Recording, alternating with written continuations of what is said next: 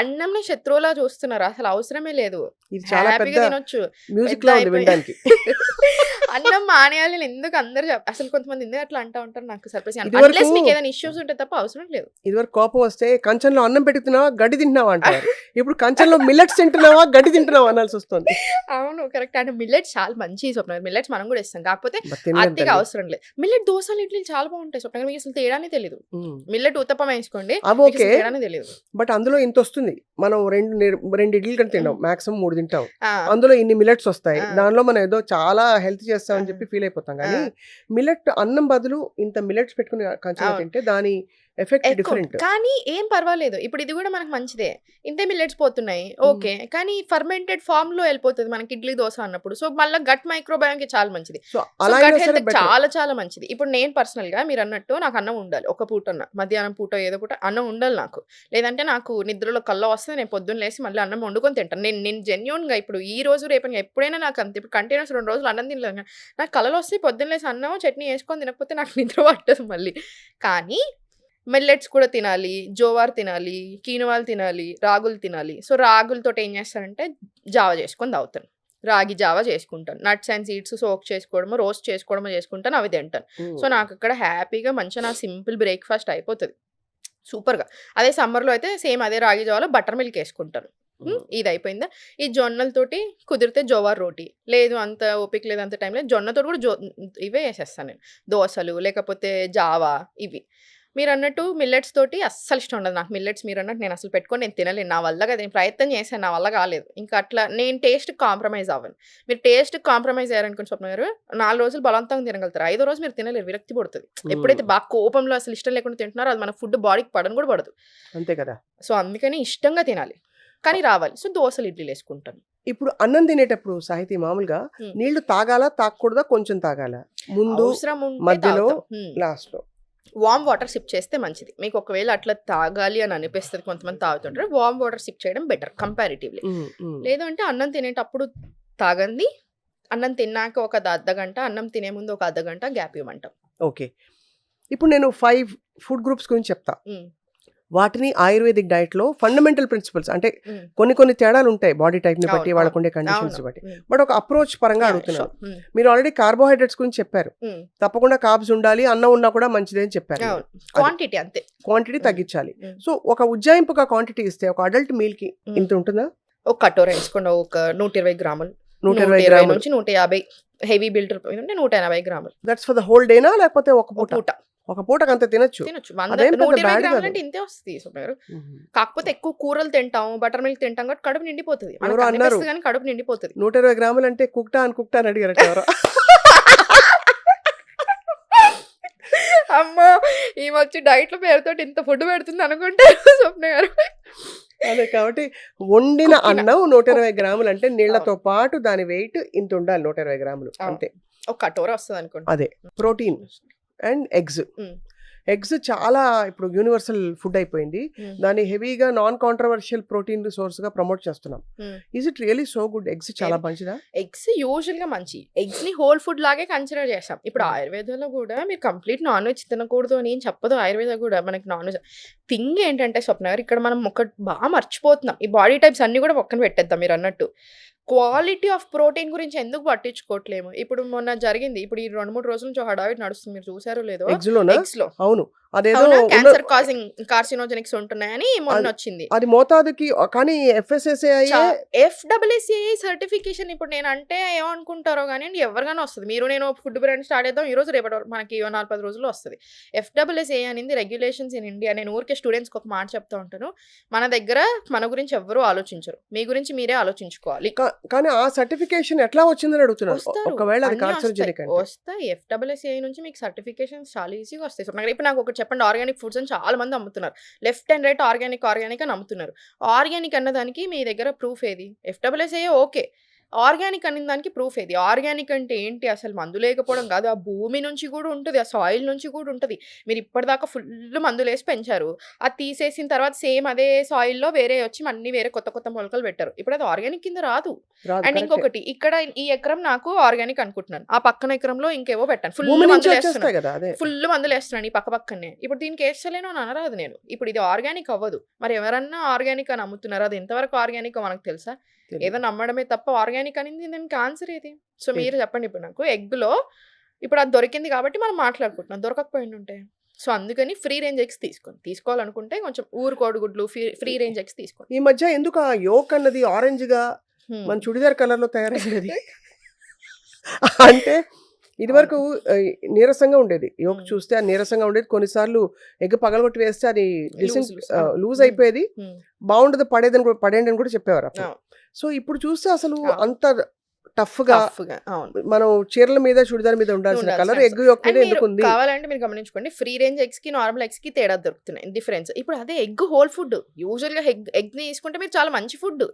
Easy protein. మంచిగా 6-7 గ్రాముల protein వస్తది స్వప్న ఉత్త ఎగ్‌కి. పిల్లలకి చాలా బలము. మనకి మంచిది. ఈజీ. ఒక బాయిల్డ్ ఎగ్ తింటాము. బ్రేక్‌ఫాస్ట్‌లో రాగి జావ తాగుతాం. ఇంత ఏసుకున్నా అయిపోతది.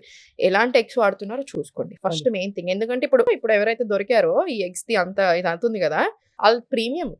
ఆడు ముందు మొత్తం అంతా రాసుకునేదేంటి? నో ప్రిజర్వేటివ్స్, నో ఇది, నో అది. అసలు అన్నీ సూపర్ మాది అని ప్రీమియం. అంటే ఎక్కువ డబ్బులు పెట్టి కొనుక్కునేటివి అవి. అది. మరి చూసారా ఎట్లుందో?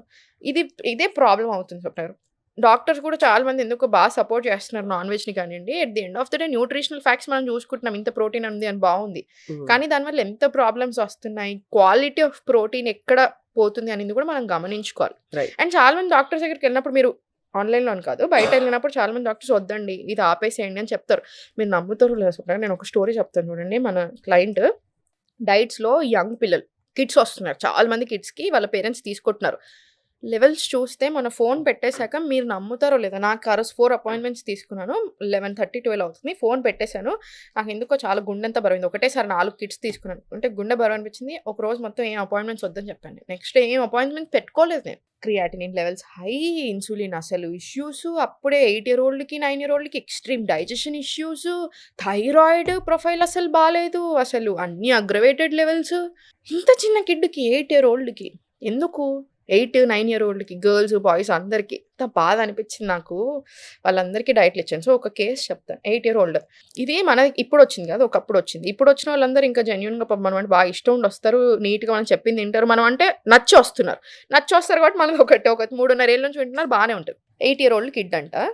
లావుంది అమ్మాయి. బ్లోటెడ్ ఉంది. లావు కంటే ఎక్కువ బ్లోటింగ్ తెలిసిపోతది మనకు. ఒక ఫేస్ కానీ, బాడీ కానీ చూడంగానే బ్లోటింగ్ అది లావు ఒరిజినల్ ఫ్యాట్ అని.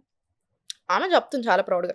ఎవ్రీ పూట ఎవ్రీ డే నాన్ వెజ్ తీసుకొని మా అమ్మాయి అసలు తినదండి. ఎక్కడికెళ్ళినా సరే కంపల్సరీ మేము నాన్ వెజ్ పెట్టాల్సిందే. చికెనో, మటనో లేకపోతే అసలు తినదు. సరే మీరు చికెన్ పెడుతున్నారు అమ్మాయికి నేను కాదనను. ప్రోటీన్ పెడుతున్నారు బావుంది. కార్బ్స్ పెడుతున్నారు బావుంది. ఫైబర్ ఏది? మరి ఎట్లా అరుగుతదది? ప్రోటీన్ తప్పు కాదు. సరే పెట్టుకుంటున్నారు ఓకే. ఫైబర్ ఏది? Zero fibre. ఎందుకంటే పిల్లలు తినరు. ఓన్లీ వాళ్ళకి చికెను, రైస్ లేదా మటన్ రైస్ 3 పూటలు. ఆ అమ్మాయికి extreme digestion issues. Doctor 4 years ఉన్నప్పటి నుంచే చెప్తున్నాడంట. 4 ఇయర్ అప్పటి నుంచి. "వద్దమ్మా, ఆపమ్మా, ఫైబర్ పెట్టమ్మా, కూరగాయల భోజనం పెట్టండి, అసలు నాన్ వెజ్ కంప్లీట్ మానేసేయండి" అని. ఆళ్ళు వినట్లా. ప్రౌడ్‌గా ఫీల్ అవుతున్నారు ఏమని. ఇప్పుడు కింద నుంచి మోషన్ తీయాలి. బాబోయ్! రాట్లేదు మోషన్. కింద నుంచి తీయాల్సిన పరిస్థితి. చాలా ఎక్స్‌ట్రీమ్ ఇష్యూస్. ఇప్పటి నుంచే డాక్టర్ల చుట్టూ తిరగడాలు, మందులు తీసుకోవడాలు. సో, మనం ప్రౌడ్ అని చేస్తున్న విషయం ఇక్కడ తప్పు జరుగుతుందా లేదా? చాలా తప్పు అది నాకు జరుగుతుంది. బాధ అనిపిస్తది. So, correct. ప్రోటీన్ తప్పు అనను. నాన్ వెజ్ నేను తప్పనను. క్వాలిటీ ఆఫ్ ప్రోటీన్ చూసుకోకుండా మనకి కానీ, మన పిల్లలకి కానీ ఎవ్రీ డే బేసిస్ మీద 3 పూటలు తినడం మాత్రం తప్పంట. యాహ్! ఇక నెక్స్ట్ అందరికీ చాలా హెల్తీ అని చెప్పే food group vegetables and fruits. హ్మ్. సోర్స్ చాలా ఇంపార్టెంట్. అవును. ఆర్గానికా కాదని. హ్మ్. ఫ్రూట్స్ ఎన్ని తినొచ్చు. వెజిటబుల్స్ ఎప్పుడు నేను అడ్డు చెప్పి చూడలేదు ఎవరు. అవును. ఆయుర్వేదిక్ డైట్‌లో ఫ్రూట్స్ మీరు ఎంతవరకు ఎంకరేజ్ చేస్తారు? రోజుకో రోజుకో ఫ్రూటే. 2 కప్పులు, 3 కప్పులు అలా అంతే పెట్టుకోవాలా? ఇస్తా. అవును. అంతే అంతే. ఇస్తా. ఒక 2 కప్పులు అంతే తాగొచ్చు. ఇస్తా. 1 కప్. 1 2 కప్. కప్స్ కూడా ఇవ్వం స్వప్న గారు. 1 కప్ 1 ఇస్తా. Cup of fruit 1 cup at of any fruit. Time of the day. At any time of the day కాదు. ఆయుర్వేదం, మోడర్న్ సైన్స్ అయినా ఫ్రూట్స్ తినాల్సిన పద్ధతి. చాలా మంది తప్పు తింటారు. డే స్టార్టింగ్ ఫ్రూట్స్‌తో తింటారు. డే ఎండింగ్ ఫ్రూట్స్‌తో చేస్తారు. ఈ 2 పద్ధతులు తప్పు. ప్లేట్‌లో బ్రేక్‌ఫాస్ట్‌లో ఎస్పెషల్లీ ఇంత ఫ్రూట్స్ పెట్టుకుంటారు. ఇంత స్పైసీ ఫుడ్, సోర్ ఫుడ్ అంటే ఈ సేవరీ ఫుడ్ ఉంటది. ఇక్కడ ఇవి పెట్టుకుంటారు. ఫస్ట్ ఫ్రూట్స్‌తో స్టార్ట్ చేస్తున్నానని కూడా అనుకుంటారు. ఎప్పుడైనా సరే కాంబినేషన్ ఈ మోడర్న్ సైన్స్ కూడా ఫ్రూట్స్ అండ్ ఈ స్పైసీ ఫుడ్ కాంబినేషన్ మంచిది కాదు. అసలు మనం తీసుకునే నార్మల్ మీల్స్ తోటి ఫ్రూట్స్ తీసుకోకూడదు. ఫ్రూట్ నుంచి మీకు కంప్లీట్ బెనిఫిట్ రావాలంటే మీల్‌కి మధ్యలో తినాలి. ఫర్ ఎగ్జాంపుల్ మీరు పొద్దున బ్రేక్‌ఫాస్ట్ చేశారు. మధ్యాహ్నం లంచ్ చేశారు. ఆ మధ్యలో ఫ్రూట్. మధ్యాహ్నం లంచ్, డిన్నర్. ఆ మధ్యలో ఒక ఫ్రూట్. అట్లా తినాలి. అప్పుడు మీకు ఫ్రూట్ నుంచి కంప్లీట్ బెనిఫిట్స్ వస్తే అన్నెసెసరీ స్పైక్ అవ్వకుండా ఉంటది. రైట్. బాగా స్పైక్ ఇష్యూస్ వస్తున్నాయి కదా ఈ మధ్యలో. మోర్ దెన్ అవును. 100 కరెక్ట్. మిలియన్ రిజిస్టర్డ్ కేసెస్ ఇప్పుడు డయాబెటిస్ ఇండియాలో. ఎంత? More than 100 million registered cases అంటే ఊర్లలో పిల్లలకి చాలా మందికి అసలు వాళ్ళకి డయాబెటిస్ స్క్రీనింగ్ కూడా ఉందని అవ్వదు. తెలీదు. అయితే ఒకటి చెప్పండి, ఏ ఫ్రూట్స్ మోర్ డిజైరబుల్? అన్నీ తినొచ్చు యాపిల్, చెప్తున్నారు. Banana. Berries, apple, vitamin C rich, guava, జామకాయ యాక్చువల్ చాలా చాలా మంచిది మనకి. మనం అనుకుంటా అవునులే. ఉంటాం కానీ జామకాయ చాలా మంచిది. అవును. Very good fruit. Banana potassium ఉంటుంది కాబట్టి మనకి పీరియడ్స్ ముందు ఇప్పుడు ఆడవాళ్ళకి సంబంధిస్తే 15 డేస్ బిఫోర్ నుంచి మీరు తిన్నారనుకోండి మీకు అసలు క్రామ్సే రావు బనానా తోటి. సో మనకి ఇట్లా రకరకాల అడ్వాంటేజ్ సో అన్ని మనకి తినొచ్చు. దొరికే డిపెండింగ్ అందుబాటులో ఉండే సీజనల్ ఫ్రూట్స్ అనేది అన్నీ చాలా తినొచ్చు. మంచిది. అన్ని సీజనల్ తినొచ్చు. ఫ్రూట్స్ అన్నీ మంచి.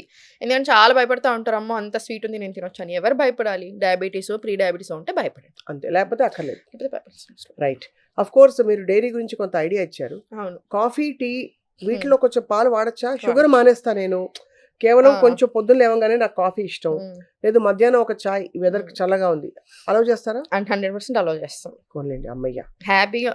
కాకపోతే పరిగెట్టున వద్దంటారు అంతే తప్ప వామ్ వాటర్ తీసుకోండి. 2 గ్లాసెస్ ఏదైనా కొంచెం తిన్నాక నట్స్ అండ్ సీడ్స్ ఒక హాఫ్ అన్ అవర్ దాకా మీరు తీసుకోండి. మా ఏం కాదు. మంచి మనిషి టెస్ట్ పాస్ అయ్యారు.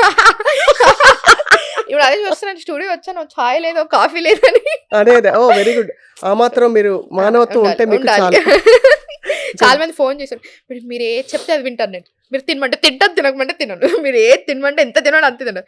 చాయ్ కాఫీ మాత్రం మానేయమని చెప్పొద్దు మేడం అంటారు. ఇప్పుడు ఎవరికైనా మెజరబుల్స్ కావాలి కదా ఇవాళ రోజుల్లో. ఉమ్.